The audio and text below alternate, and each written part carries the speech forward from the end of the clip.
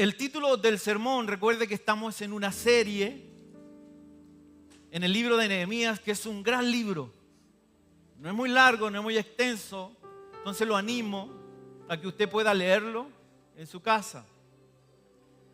El título de este sermón del día de hoy es Estamos rodeados. Estamos rodeados. Y en la introducción quiero hablarle un poquito, un párrafo sobre el estrés. Los problemas superficiales exigen soluciones superficiales. Pero la vida real no es así. Sus dolores de cabeza y tensión van mucho más adentro, derecho hasta el hueso. Tocan las áreas de nervios de nuestra seguridad. Esto produce el estrés, ¿cierto?, en nuestra vida diaria. Nehemías, nuestro personaje de estas semanas, y el pueblo sienten la presión del enemigo que se había levantado, si recuerdan los anteriores sermones, para detener la reconstrucción de las murallas de Jerusalén. Nehemías y el pueblo están en un estrés que estaba causando temor y dudas para terminar la reconstrucción. La semana pasada dejamos a Nehemías mirando la gran tarea que debían realizar. Nehemías le comparte al pueblo, ¿cierto?, lo que Dios había decidido sobre la reconstrucción de las murallas en Jerusalén. Y para hacer un recordatorio les voy a leer el capítulo 2, versículo 20. No tiene que abrir o volver atrás, sino escuche lo que Nehemías le dijo al pueblo.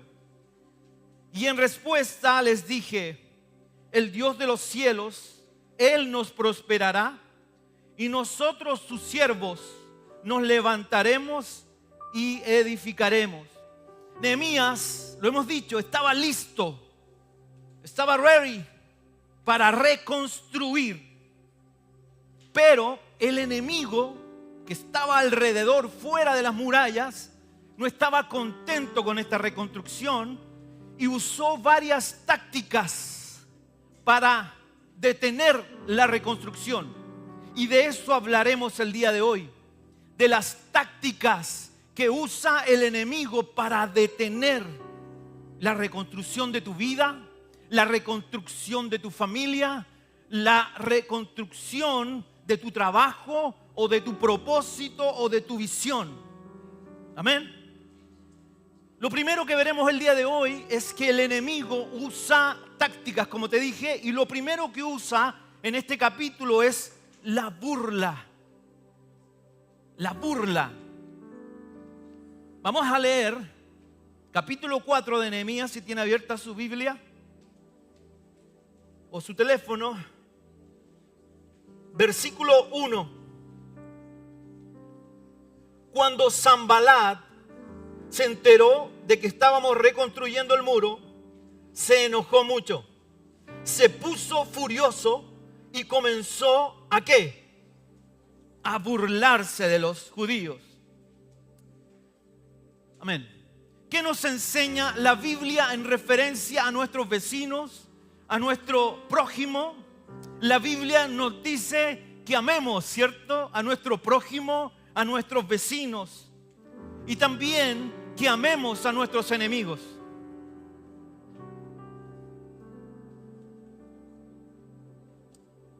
¿Sabe por qué la Biblia nos enseña esto? Es que probablemente o generalmente son las mismas personas que necesitamos, ¿cierto?, amar, perdonar y soportar. Mi vecino, mi círculo, los que están a mi alrededor. muchas veces son los que tenemos que perdonar. Nehemías en el capítulo 3 hizo la distribución del trabajo a todas las familias. Se les pidió que comenzaran a reconstruir. Ellos tenían los materiales, recuerden, la madera. Tenían la autorización del rey, recuerden, las cartas reales con el sello real. Era lo que los judíos estaban esperando con ansias, reconstruir su ciudad. Comenzaron el trabajo contentos, dando gracias a Dios, porque la construcción o la reconstrucción produce esperanza. Recuerdo a mi papá cuando construyó su casa, compró el terreno, no tenía el dinero para construir rápidamente y comenzó por secciones. Cuando estuvo terminado el trabajo y nosotros vimos la casa siendo pequeños, nos dio una felicidad y una alegría de tener nuestra propia casa. Eso produce una construcción, una reconstrucción, produce alegría, produce esperanza. Pero el enemigo de los judíos no estaba contento con esto y trataron de ridiculizar, de burlarse de Nehemías y el pueblo. Querían desanimar al pueblo para que ellos se detuvieran la reconstrucción. El enemigo, amados, teenagers, jóvenes, adultos que estamos aquí en esta mañana, el enemigo siempre buscará la manera para detener al creyente. No está contento nuestro enemigo que tú estés aquí en esta mañana escuchando. No está contento que la casa esté llena. Ese es el pensamiento del enemigo. Quiere detener. Y en este caso comenzaron a burlarse de Nehemías y el pueblo. Nehemías tiene solo una opción: seguir reconstruyendo o hacer caso a la intimidación y detener la reconstrucción. Sabes que no es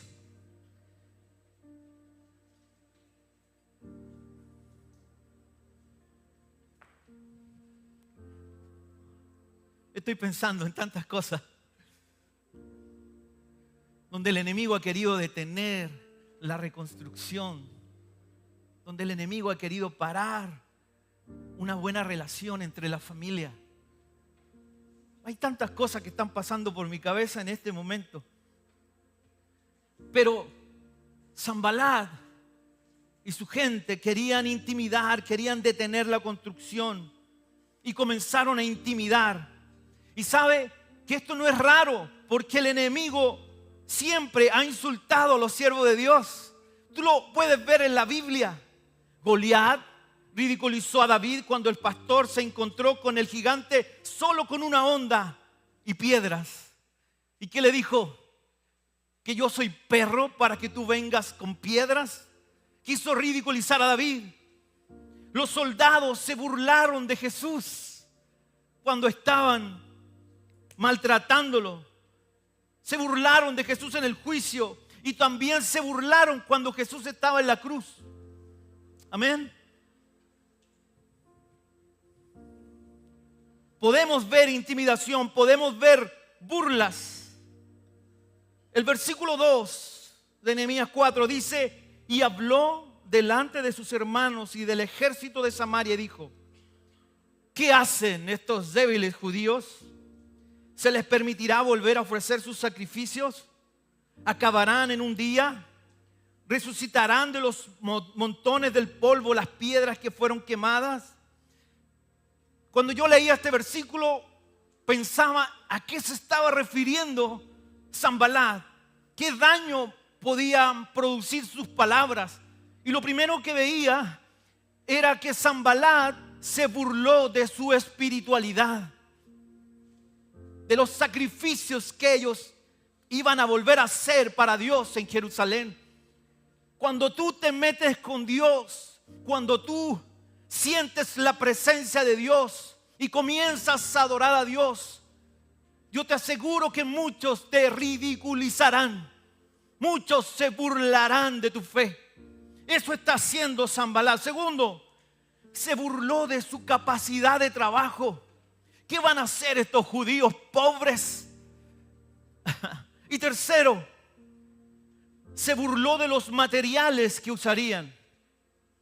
Piedras reutilizadas, piedras que eran de la muralla que había sido destruida.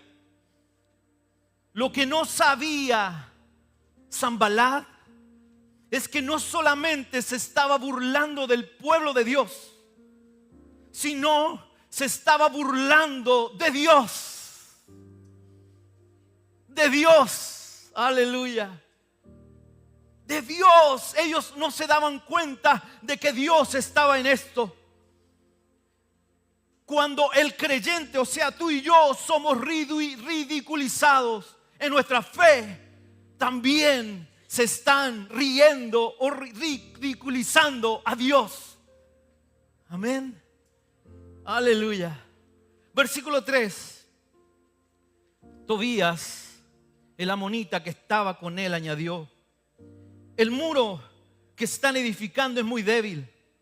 Basta que se suba una zorra para que se caiga. En el tema de la burla, Tobías, el otro personaje de la historia, da el golpe final. Él dice: aunque ustedes construyan estas paredes, no durarán, porque el material es reciclado y gastado. Se burla diciendo que un animalito pequeño como una zorra se subirá y botará las murallas que están siendo reconstruidas. Satanás usa medias verdades para engañarnos. Amén. Engañó a Eva con una media verdad. Si tú investigas y lees la Biblia, ves que Satanás usa medias verdades para engañar a los creyentes, a sus pueblos. Porque si ponemos atención a la escritura, mucho de lo que dijeron Sanbalat y Tobías era verdad. Era verdad desde el punto de vista humano, porque el remanente judío sí era débil y pobre, y el trabajo era demasiado grande para ellos. Pero lo que no sabía Sanbalat y Tobías, que ellos tenían una gran fe. Una gran fe. Y eso puede cambiar todo. La fe puede cambiar todo. Aleluya. Cuando alguien venga y se ría de tu fe o cuestione tu fe, tranquilos, amados jóvenes, porque Dios hace la diferencia en nosotros, en ti y en mí. Y las personas que están a tu alrededor verán que tú eres un joven diferente. Aleluya, que eres un creyente diferente, que amas a Dios a pesar de. Y lo notarán y dirán: mira, yo quiero tener lo que Él tiene. Yo quiero tener la paz que ella tiene. Yo quiero tener la autoridad que ella tiene. Yo quiero tener la fe que Él tiene. Aleluya. ¿Qué hizo nuevamente Nehemías? Lo dijimos la semana pasada. Nehemías fue a la fuente de poder. A la fuente de poder. Nehemías 4 y 5 dice: entonces, ¿qué dice? Yo oré: Dios nuestro, escucha cómo nos ofenden. Haz que todo lo malo que nos desean les pase a ellos. Haz que se los lleven a la fuerza a otro país y que les roben todo lo que tienen. No les perdones sus maldades, ni te olvides de sus pecados, pues nos han insultado por reconstruir el muro. Nehemías oró a Dios.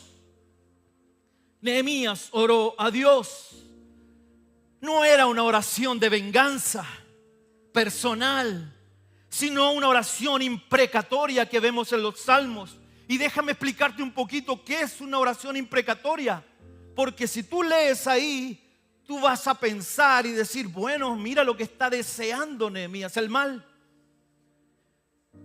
En una oración imprecatoria, el personaje expresa el deseo de que alguien sufra, que Dios castigue al enemigo. Es claro que en estos versículos nosotros podemos entender que las oraciones imprecatorias de los salmos, hoy en día, si nosotros oramos de esta manera, no es contra una persona, sino es una oración espiritual, como dice Efesios. Debemos orar contra el enemigo, no contra la persona que está a mi lado. Yo no puedo orar y decir, mira este vecino, este compañero de trabajo, mira mi familia. Señor, si tú no te lo llevas, te lo mando de alguna manera, pero sácalo de mi vida. Esa no es una oración que nosotros podemos hacer el día de hoy. No la podemos hacer. Debemos orar espiritualmente. Entonces, Nehemías hace esta oración en el contexto del Antiguo Testamento. Amén. ¿Va conmigo? Entonces fue hecha para que Dios protegiera a su pueblo. Lo segundo que usaron estos personajes para detener la reconstrucción fue la intimidación. Nehemías 4, 7 al 8, lo vamos a leer. Pero cuando Sanbalat, Tobías, los árabes, los de Amón y los de Asdod se enteraron de que la reparación del muro de Jerusalén seguía adelante y que ya se estaban cerrando las partes caídas, se enojaron muchísimo. Todos juntos hicieron un plan para pelear contra nosotros y desanimarnos. Un enemigo usa una causa común para ir contra otro. Reunieron cuatro grupos diferentes para detener el trabajo en los muros de Jerusalén. La ciudad estaba completamente rodeada de enemigos.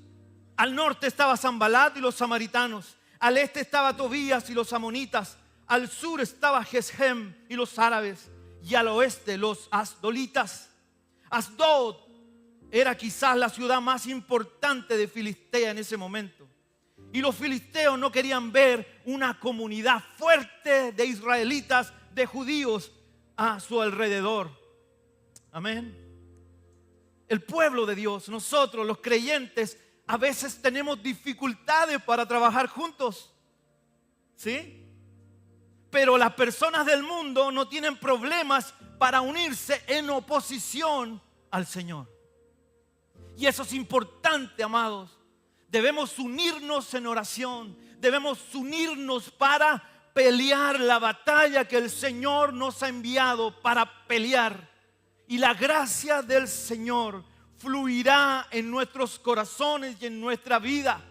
Jóvenes podrán decir no a las malas influencias. Podrán decir no a los malos consejos cuando nosotros aceptamos que somos diferentes. Que no somos iguales, podemos vestirnos igual, podemos caminar igual, pero en nuestro corazón nosotros debemos entender que no somos iguales. Hemos sido apartados por Dios. Hemos entendido que el precio que Jesús ha pagado por nosotros ha sido alto. Entonces yo siento esa libertad de ser hijo de Dios, esa alegría de decir yo soy un hijo del Señor comprado a precio de sangre. Aleluya. Y yo lo tengo aquí en mi corazón. Y no hay nada, no hay burlas, no hay intimidación que pueda sacar a Jesús de mi corazón. Jesús es el único que me ha aceptado tal como soy. Jesús es el único que me ha abrazado tal como soy. Jesús es el único que ha perdonado mis pecados. Aleluya, aleluya. ¿Cuál fue la estrategia de Nehemías nuevamente? Sí, oraron. Fueron a Dios por ayuda. Pero agregaron algo más a esa oración. Lo vamos a ver en el versículo 9.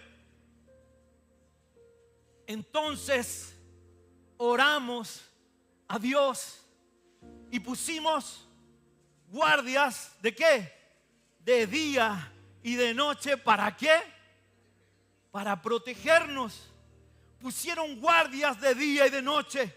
La oración lleva acción.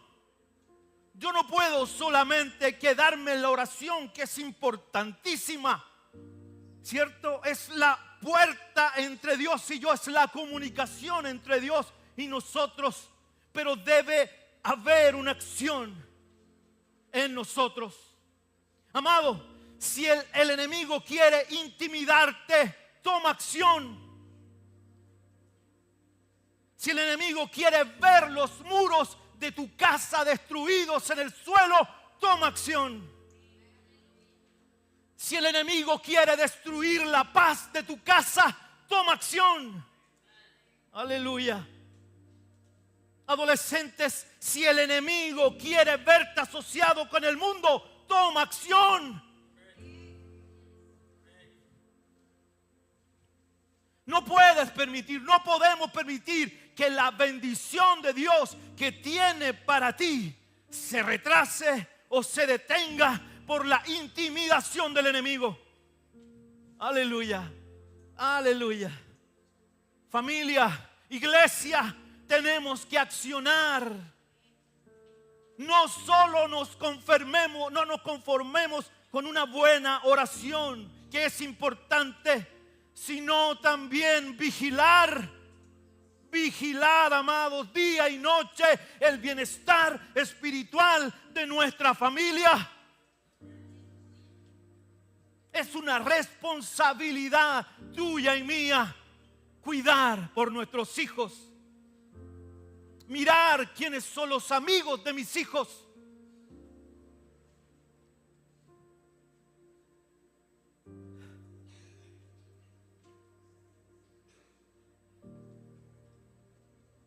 Estar atento a lo que ven mis hijos. Estar atento a lo que hablan mis hijos. Marcos capítulo 14 versículo 38 dice: no se duerman, iglesia, no se duerman. Oren para que puedan resistir la prueba que se acerca. Ustedes quieren hacer lo bueno, pero no pueden hacerlo con sus propias fuerzas. No dormirse espiritualmente, amados, y orar continuamente. Esto debe ir combinado con fe y obras, acción. Estos dos van de la mano para luchar por nuestros hijos, para luchar por nuestra familia. No es la responsabilidad de los profesores el cuidar a nuestros hijos, es nuestra responsabilidad el de apartarlos, no solamente proveerles lo que ellos quieren o necesitan, sino proveerles de amor, proveerles de sabiduría. Eso es lo que está diciendo la palabra. Eso es lo que está enseñando Nehemías sobre la intimidación. Usaron una cosa más: el desánimo. El desánimo. ¿Cuántos andamos o caminamos por nuestra vida desanimados, sin propósito, sin visión, sin esperanza, entregados a lo que el mundo me lleve o donde me lleve la vida? Vamos a leer el versículo 10 del capítulo 4. La gente de Judá se quejaba. ¿Usted se queja?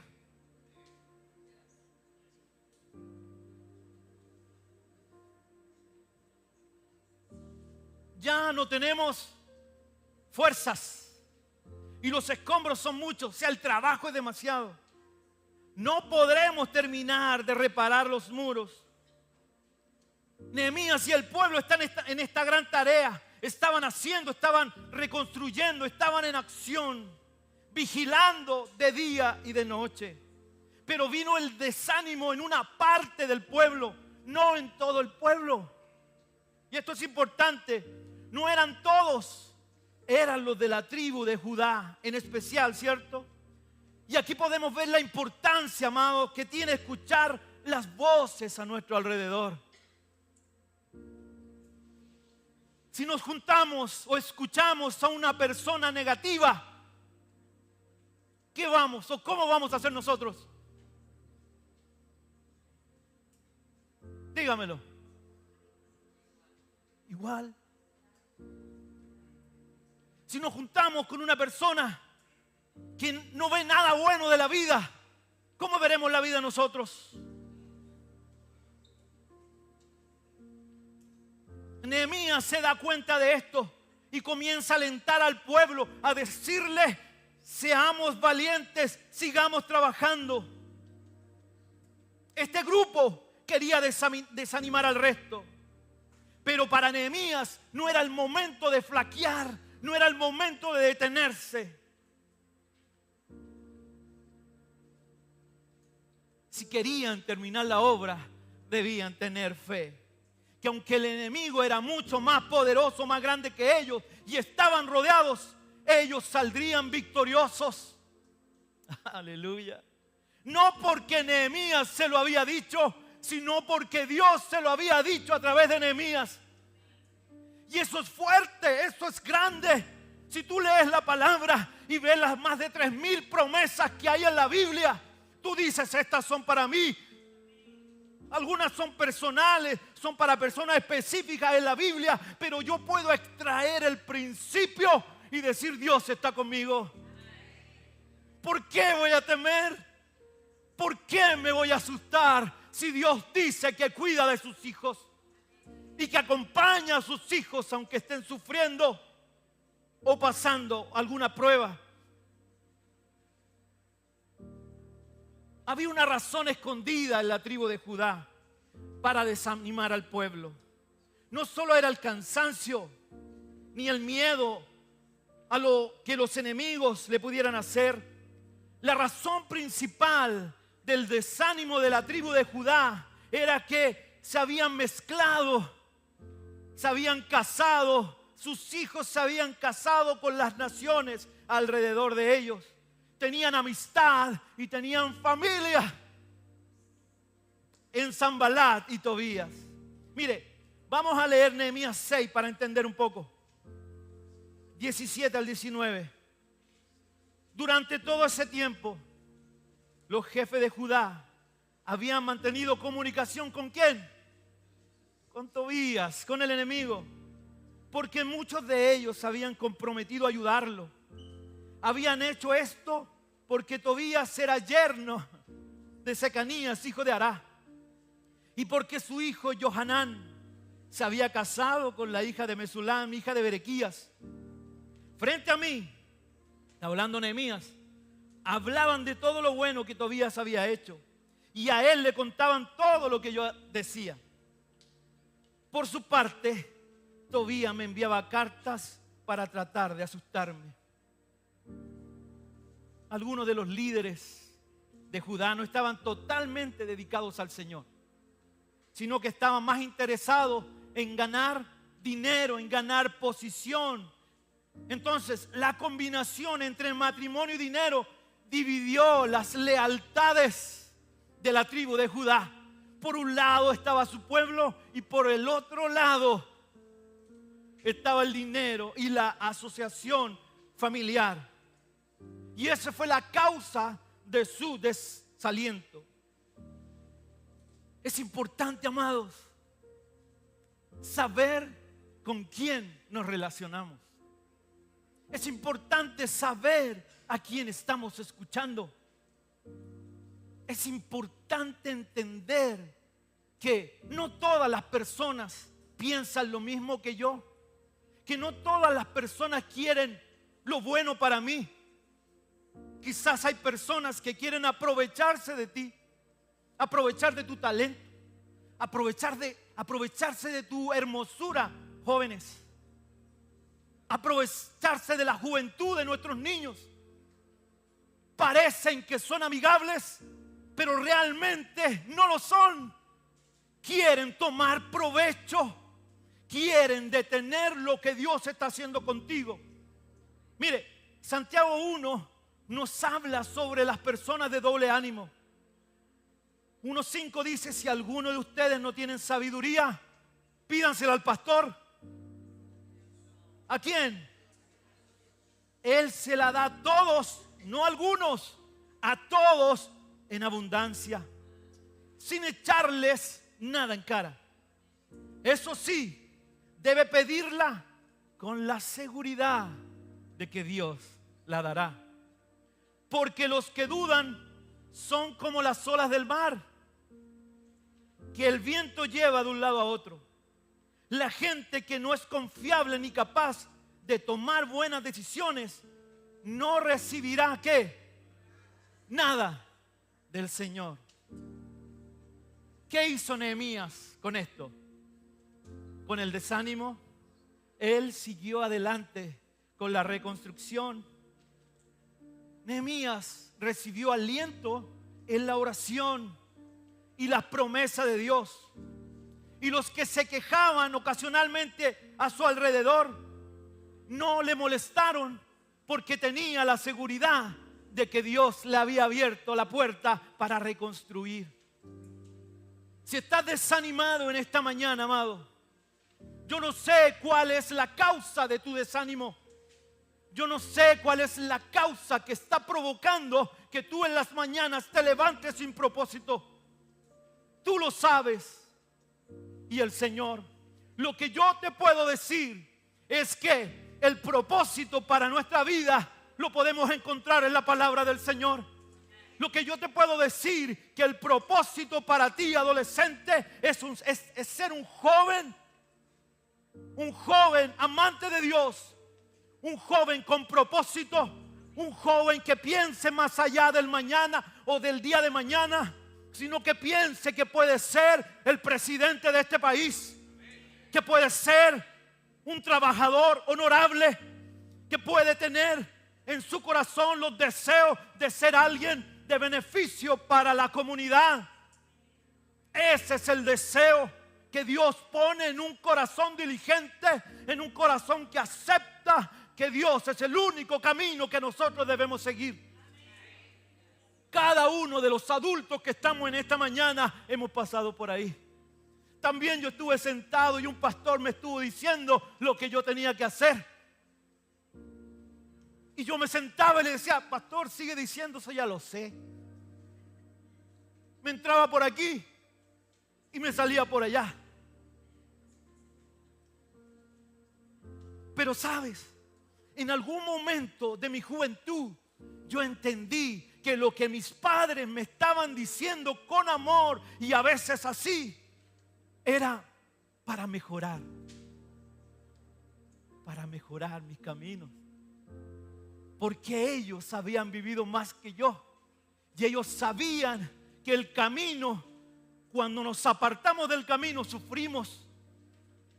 Entonces, cuando yo entendí esto, yo le di gracias a Dios, porque Él me amó y me mostró el camino que tenía que seguir. Quizás, joven, ya vamos a entrar al último punto. ¿Y por qué me dirijo a ustedes? Porque no los tengo todos los domingos. No piense que contra ustedes, no. Es un consejo para ustedes. Si alguien se burla de tu fe, tranquilo, Dios se encargará de todo.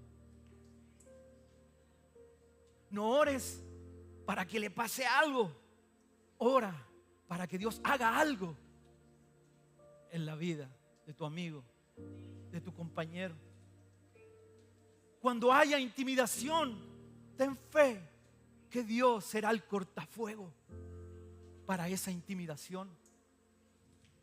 Si alguien viene y ridiculiza tu fe, tranquilo, porque de Jesús hicieron más escarnio, más dolor que nosotros hemos pasado en nuestra vida de cristiano.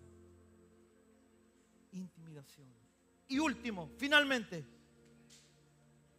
Nehemías presenta un plan. Recuerden que es un hombre administrador que tenía planes. Versículo 11. Nuestros enemigos pensaban que no conocíamos sus planes y que nos podrían atacar por sorpresa para matarnos y así detener la reconstrucción. Versículo 12. Pero cada vez que nuestros enemigos venían a atacarnos, los nuestros que vivían cerca de ellos, ¿qué hacían? Nos avisaban. Aleluya. Atención aquí, ya vamos llegando al clímax de la predicación. Estar preparados, ¿qué significa? Estar atentos, ¿cierto? Atentos a lo que pasa alrededor de mi casa, de mi familia. Estar atentos a lo que pasa alrededor de mis hijos. Estar atento a esto. Atento a sus amistades.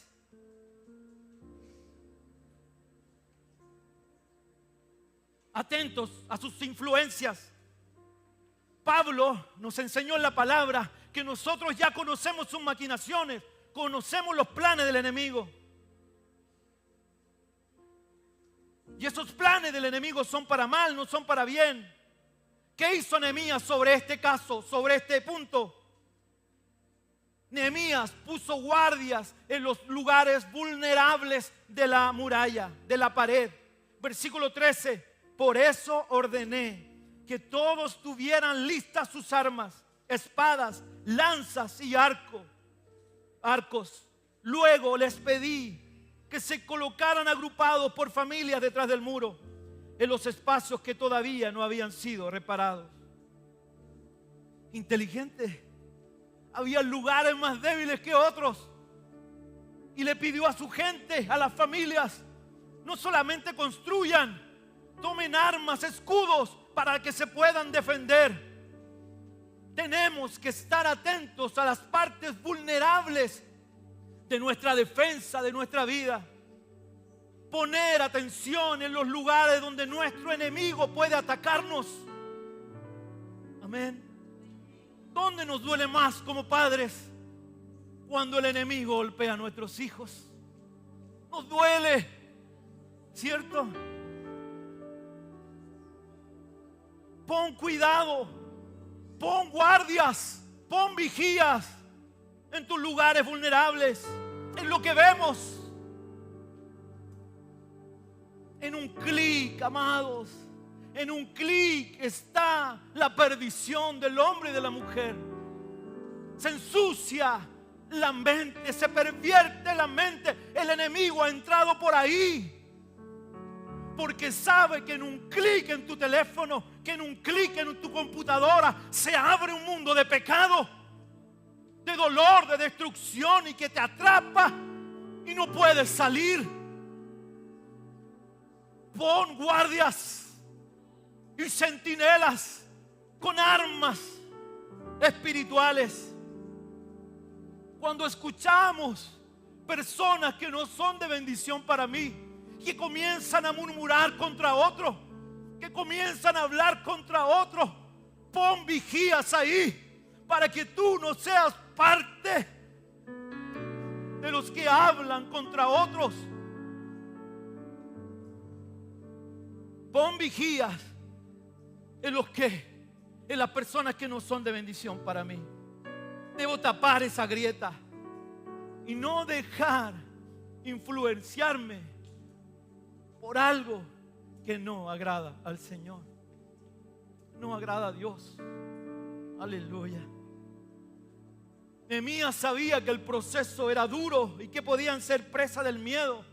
Él les dice en el versículo 14, y esto es lindo, porque Nehemías se da cuenta que el pueblo estaba pasando por esto, porque sabe, ser cristiano no te hace ser un superhombre o una supermujer.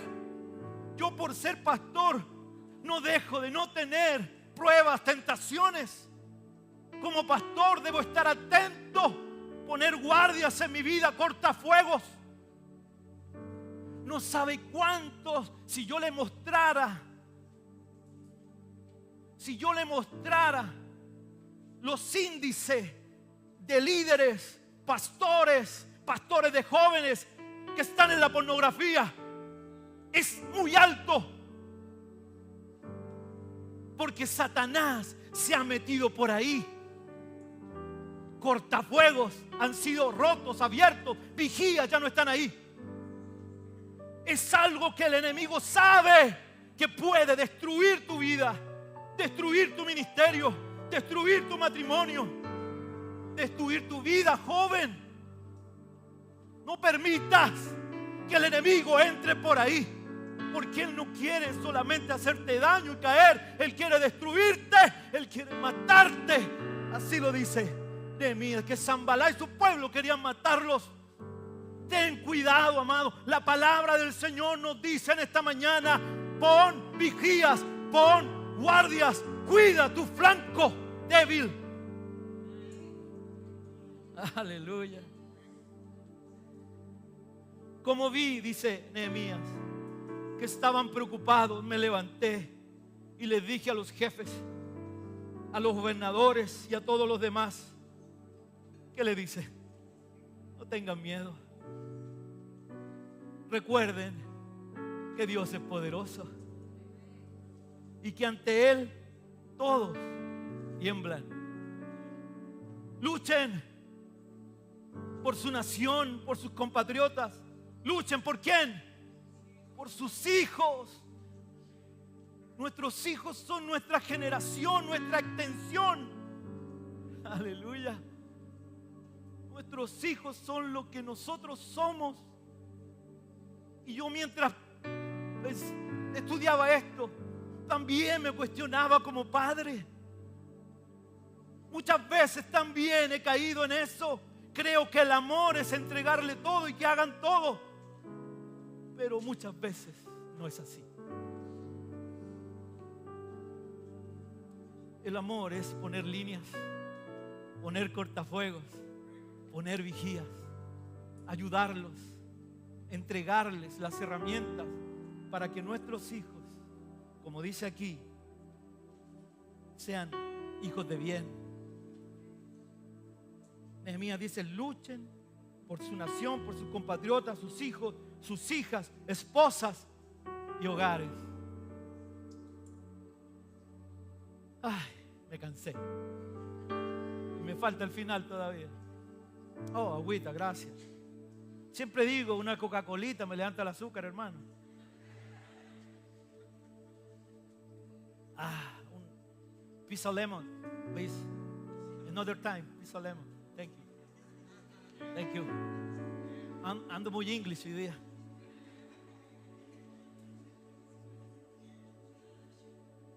It's for you, teenager.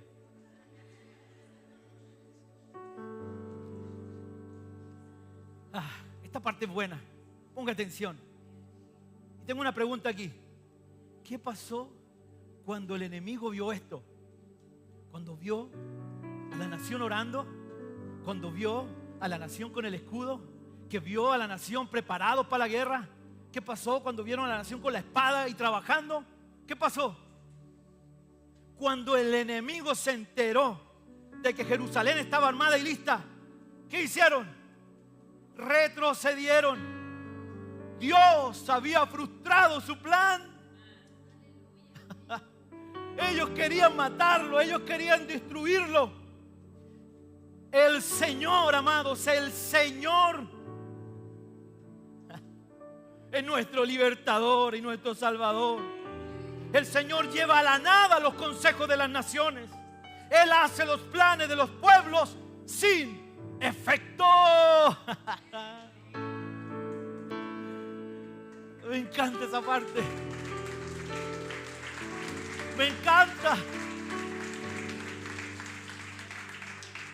Cuando el enemigo ve que estamos preparados y que Dios está de nuestro lado, no tiene opción y tiene que retirarse, tiene que retroceder.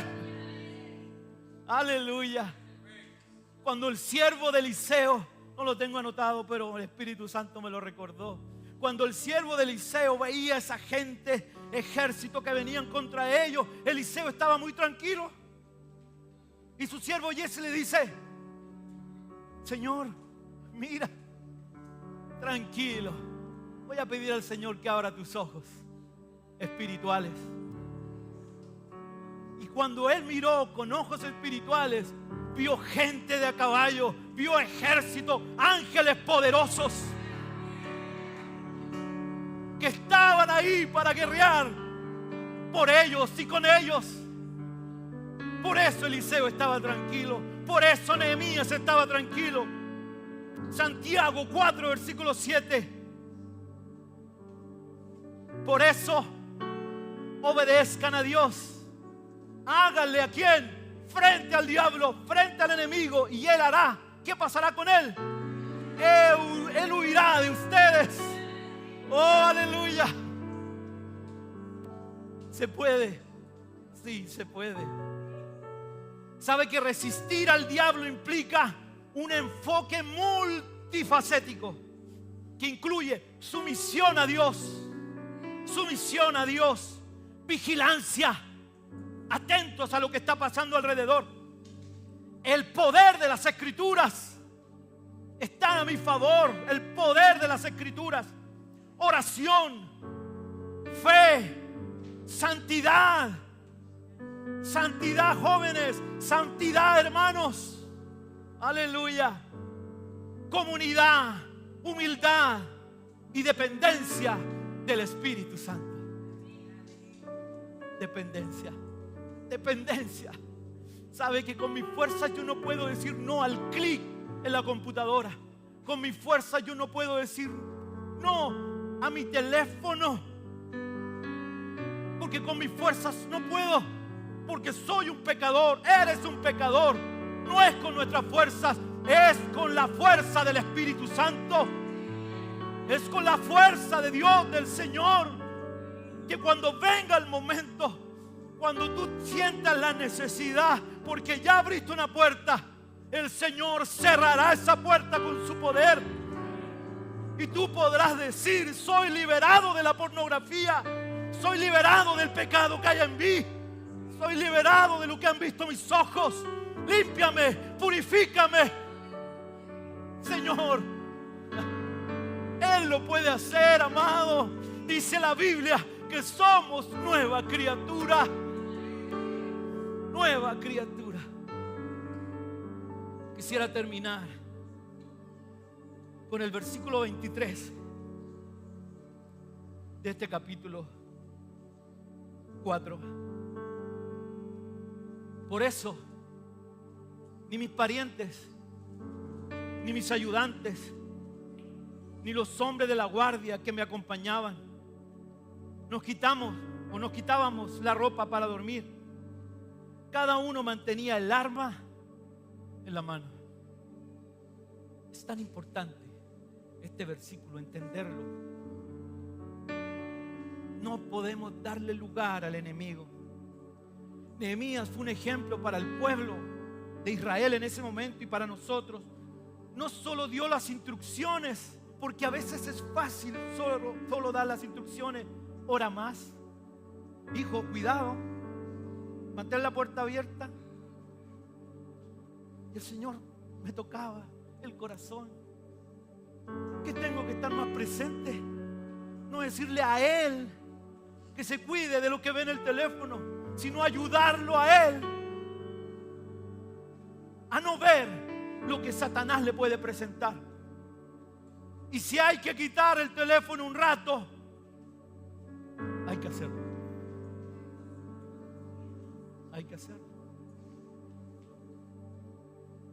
Yo le digo a mi hijo: hijo, si tú te portas bien, te va bien en la escuela, eres respetuoso con las maestras, no solo de la escuela, sino de escuela dominical, si escuchas, si dejas tu teléfono al lado y pones atención,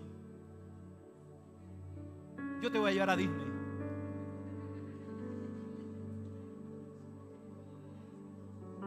No, yo voy a dar gracias a Dios de que vas a aprender que tú no dependes de un aparato para sentirte bien y pleno, sino que dependen del Señor. Y lo que está diciendo Nehemías, si usted le puso atención, él se incluye. Él dice: nos quitábamos. Yo estaba ahí cuando manteníamos el arco en la mano. Él era parte de la reconstrucción, era parte del pueblo. Él se ensució.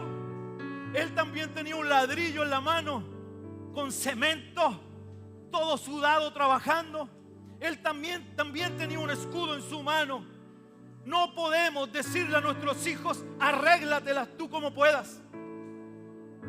Sino nosotros tenemos que ser padres presentes. Presentes.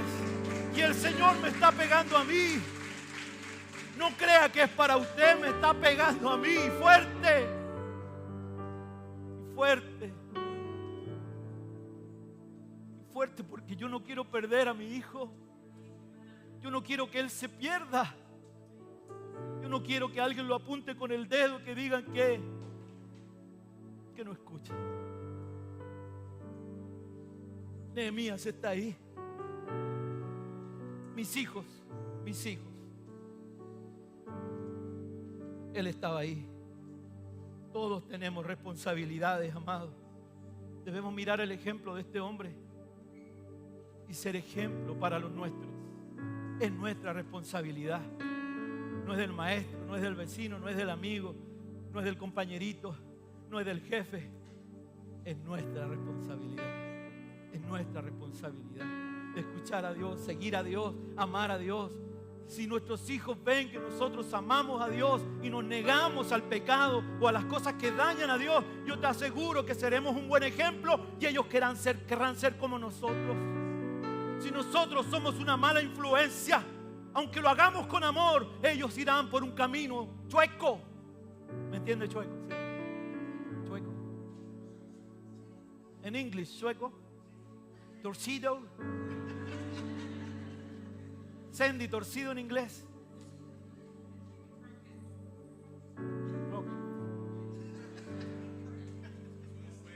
Twisted, whole way. You understand me? Yes? It's very important, this part.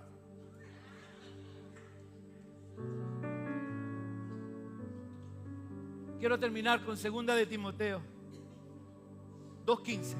Es muy importante este verso.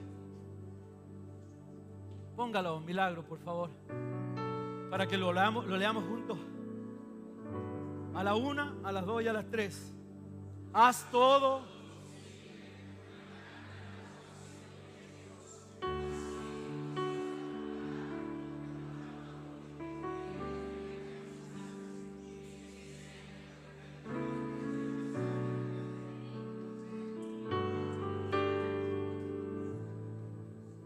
ganarte la aprobación de Dios, no de nuestros hijos.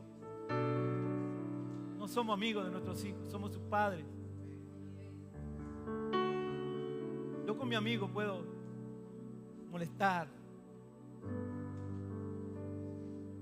Somos los padres.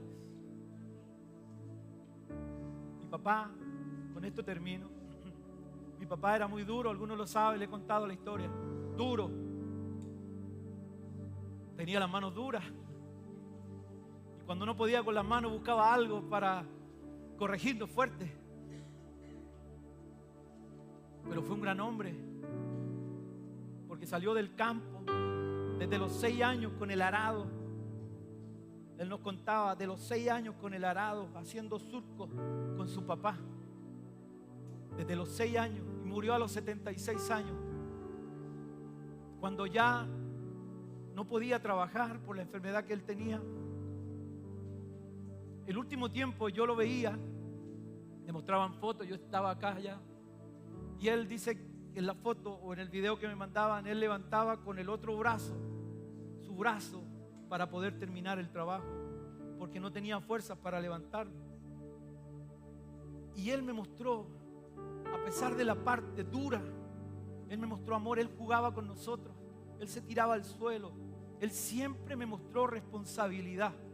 Él nunca nos prohibió ir a la iglesia, aunque no era cristiano en algún momento. Él nos mandaba a la iglesia, Porque en ese tiempo nosotros nos criamos en la iglesia y en ese tiempo el castigo era no ir a la iglesia. Ahora el castigo es ir a la iglesia. Han cambiado las cosas. Nosotros amábamos ir a la iglesia y nos decían, no vas a ir, no, y nos portábamos bien para ir a la iglesia. Y Él me mostró amor, me mostró respeto, me mostró sinceridad, me mostró ser un hombre que era de una sola palabra, nada firmado, todo de la mano. Ahora si no lo firmas, no funciona. Entonces,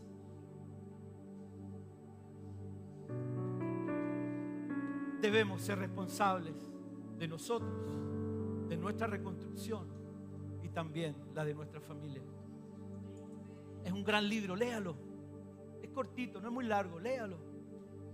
Le va a encantar, va a aprender sobre liderazgo.